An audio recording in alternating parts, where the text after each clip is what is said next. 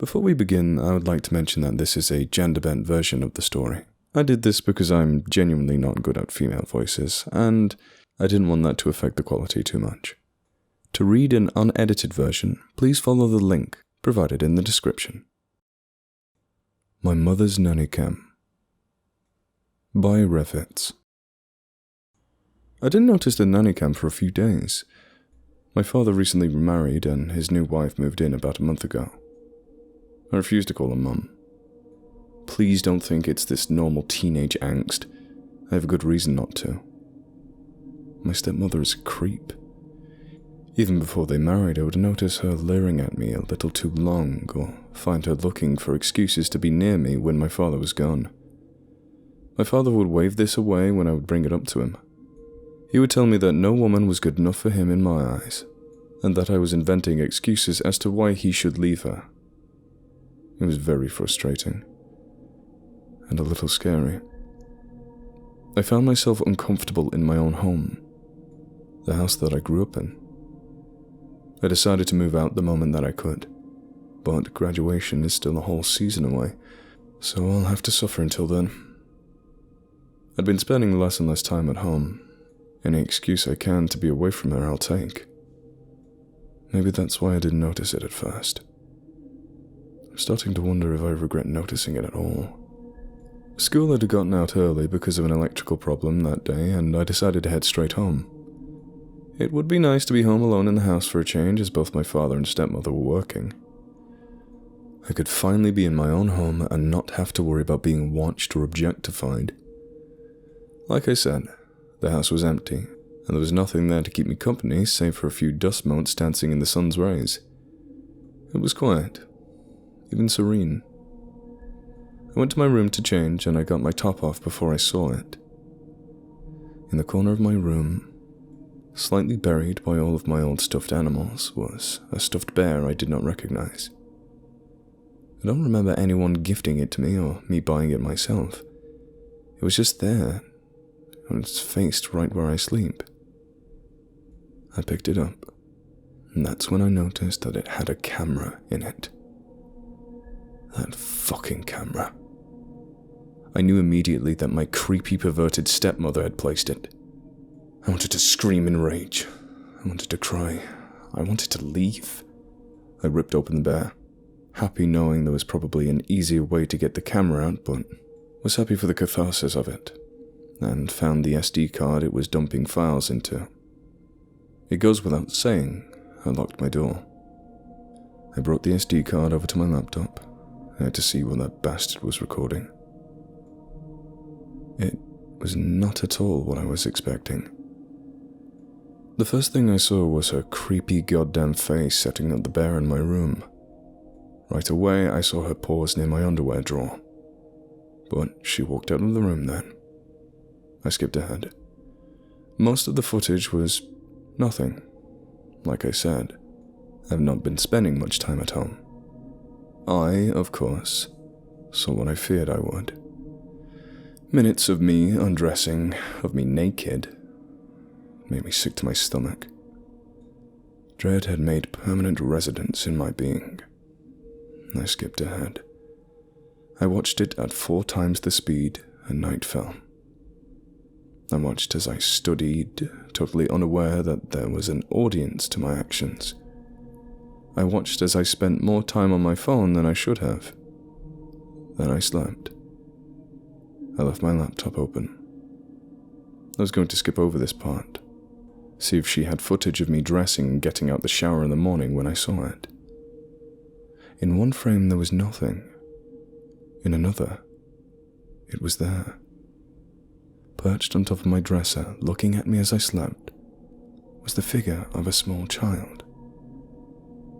As my chest heaved with breath, it squatted on top of my drawer, perfectly still. I could not see a face, only shadow. It was almost as if it was just a child-shaped hole. Even light of my laptop reflected nothing onto it. It was there for several hours. As I tossed and turned, as my sheets were thrown off by the movement, and as I moved in a maniac 4x speed, I watched as it stayed perfectly still. I watched as it watched me. From 2 a.m. to 4 a.m. it stayed put. Then it was gone. That was the first night. Skipping over a large chunk, not caring about scenes of me naked anymore, I went straight to the next night. It was back. 2 a.m. right on the dot. Except for this time I woke up. My movement seemed mechanical. I rose straight up and out of bed and turned directly to the shadow child. Its head followed my movement. There was no microphone on the spy camera, but I could see my lips moving. For 10 minutes I talked to it. No idea if it could talk back. I remember none of this. I went back to bed. It watched. 4 a.m. and it was gone. I skipped ahead to the third night. 1:59, it's not there. 2, it's on my dresser. I wake up and once more I talk to it. For the first time I see it do something other than stare. It brought its arm upward in a sharp and quick movement. I watched as it pointed at my door. I looked to where it was pointing, and then I left my room. It followed. 4 a.m. I returned, my clothes muddy and my hair disheveled. I remember none of this. I watched as I undressed and put my clothes in my hamper and went back to sleep. This was this morning. I didn't know what to do.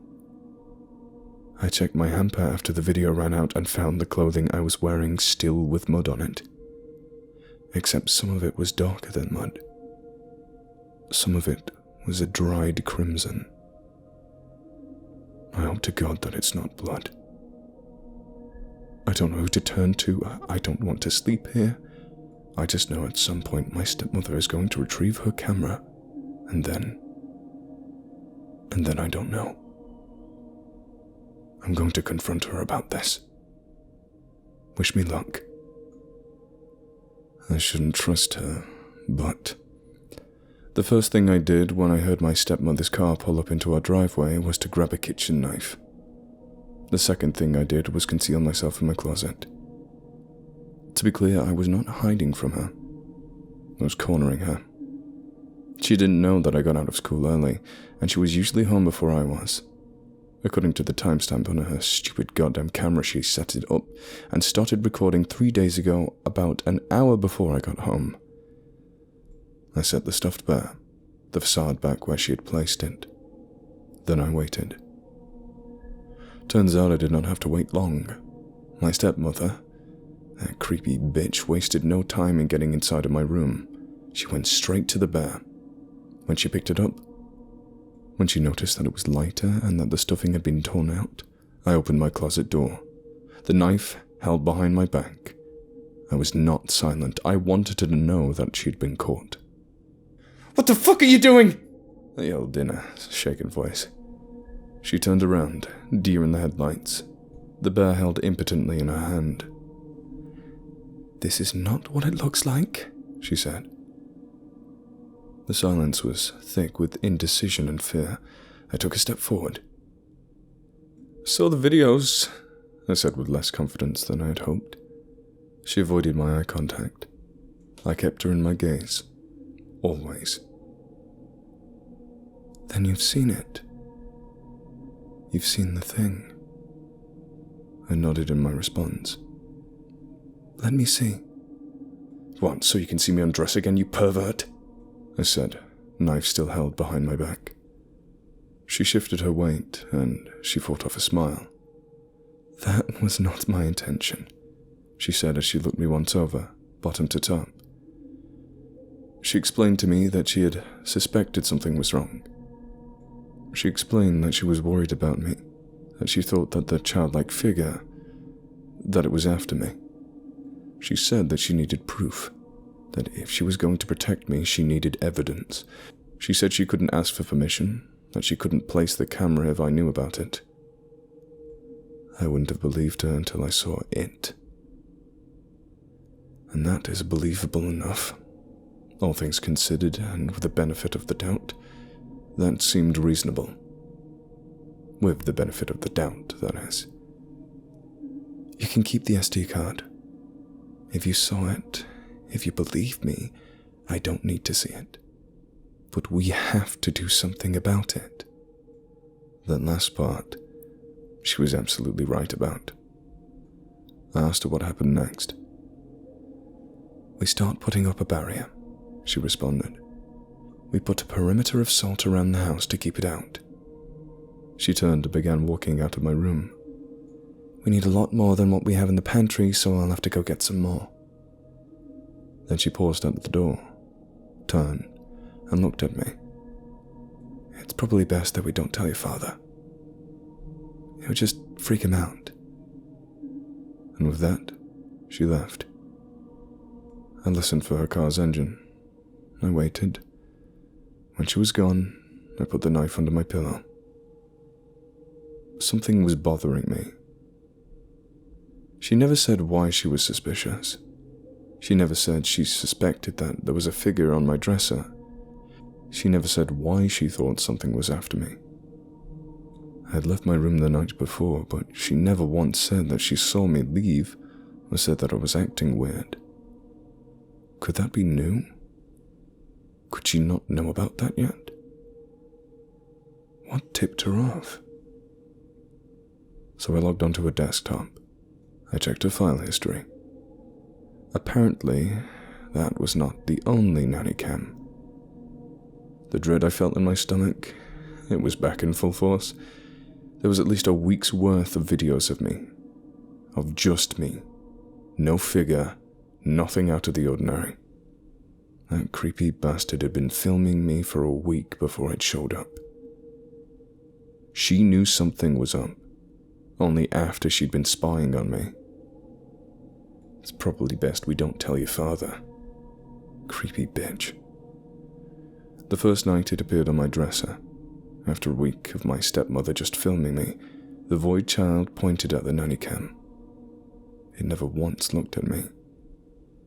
It held up its arm, perfectly still, and pointed its silent accusation at the camera.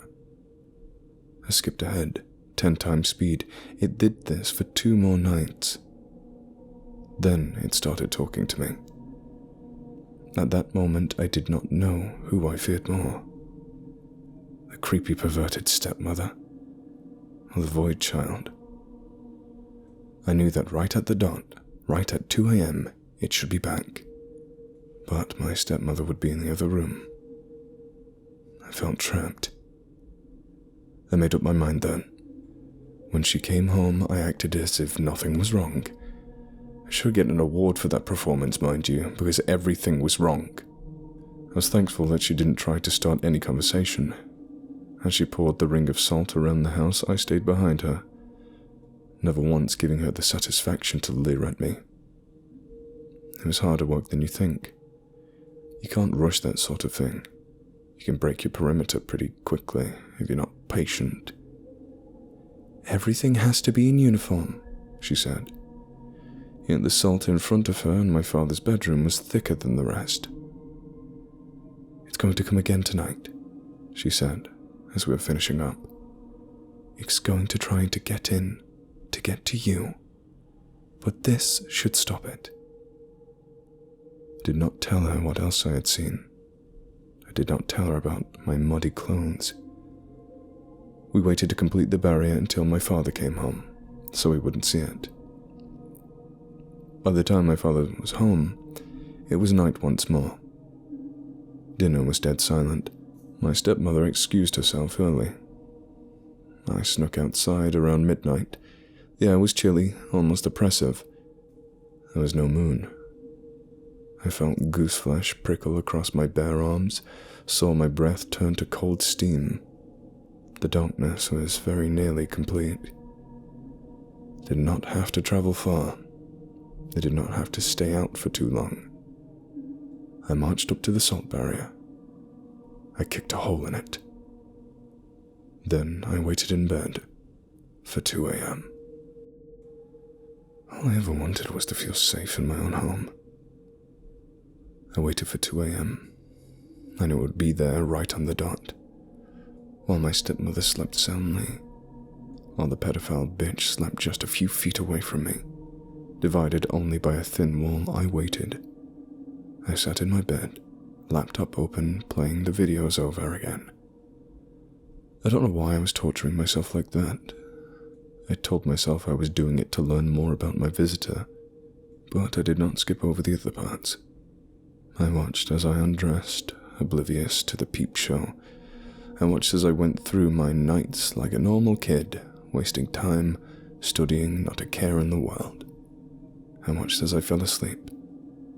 1 second I'm sleeping peacefully, the next there's a child-sized hole in my dresser. I watched as I rose from my sleep, with mechanical movement and no recollection of doing so. I watched as I talked to the void child.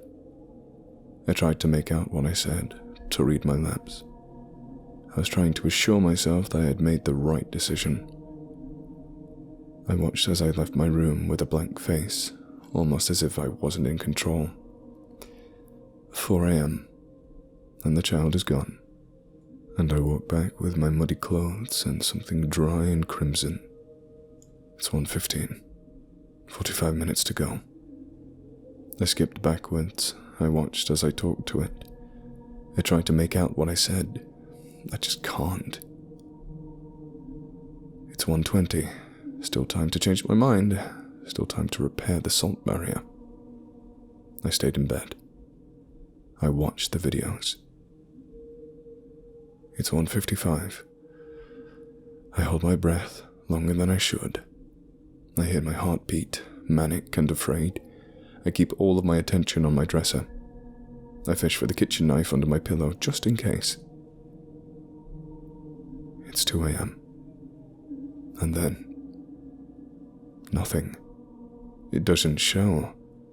A minute goes by. I have to remember to breathe. Still nothing. Maybe the hole wasn't big enough. Maybe I couldn't get in. Maybe that was good. Then I heard something. Heard the weight of an adult in the next room. Heard footsteps make its way into my parents' room. I heard as the footsteps moved towards my door. Saw the silhouette of feet under the crack in my door. I clutched my knife, but the footsteps continued. I heard them walk to the front door. I moved to my window. It was my father. He walked up to the house, still in his PJs, not wearing shoes. He walked barefoot to his car, his movements almost mechanical. His face was blank and far away. It was the same as mine in the videos. The engine to his car turned and he drove away. I could feel it before I saw it. Right next to me, and the dresser was the void child. It sat perched, and what little light was in my room was obliterated by its figure. It was still, unnaturally still. I wanted to run, should have ran, every inch of me was terrified, but I had to hear. I had to know. But the light was being eaten, the void was taking a hold. I felt like I was drowning, I felt like I was doing all I could to just stay above the water. The darkness was near complete. I struggled to say something, I struggled to do anything. I heard it speak. Its voice, like broken glass. No witness. There was nothing but void. Nothing but darkness. I don't know how long I was out, how long it was in control, but I have a pretty good guess as to what we were up to. I came to, feeling the oppressive bite of the chilled night air. No moon. I was outside. Goose flesh prickled all across my naked arm. I was disorientated, dizzy. I had a headache. It took me a moment to realize where I was. I had traveled far. I was in the woods. My clothes were muddy, my muscles were sore. There was a shovel in my hand. I was standing on the edge of a deep hole. I noticed it then. The void child, perched in the branches of a tree, staring right at me. It did not move. I was first. Witness. I looked into the hole. At the very bottom was a crudely built box, 6 feet long and 2 feet wide. It had been nailed together. The craftsmanship was shoddy. It was my craftsmanship. It was painted in crimson red. The pounding began, muffled cries for help, the panicked knocking on wood. Someone said within the box. It was my stepmother's voice. The panicked pounding quickened. The lid of the box heaved from the effort. I looked up at the void child, and I understood then why it was no longer in control, why I had just come to. It would never rob me of the satisfaction. It was 4 a.m. The void child was gone. I struck dirt. I heaved my fist shovelful of dirt and dropped it into the hole. I watched as the crimson box became slightly obscured by the mud. That's when the screaming started. That's when the pounding went from panicked to desperate. I shoveled some more. Stop, please! I'm sorry! I'm sorry! I stopped. I looked down into the deep hole that I had dug over 2 nights. I looked at the red coffin I had built and painted. I said nothing back. I remembered all of the times I caught her leering at me. The time she was just outside of the bathroom as I came out of the shower. I remembered that I once felt safe in my own home. And that all changed when this bitch moved in. The nanny camera, the videos. I wondered what she would have done next. I dropped the next load of dirt into the hole. And I smiled.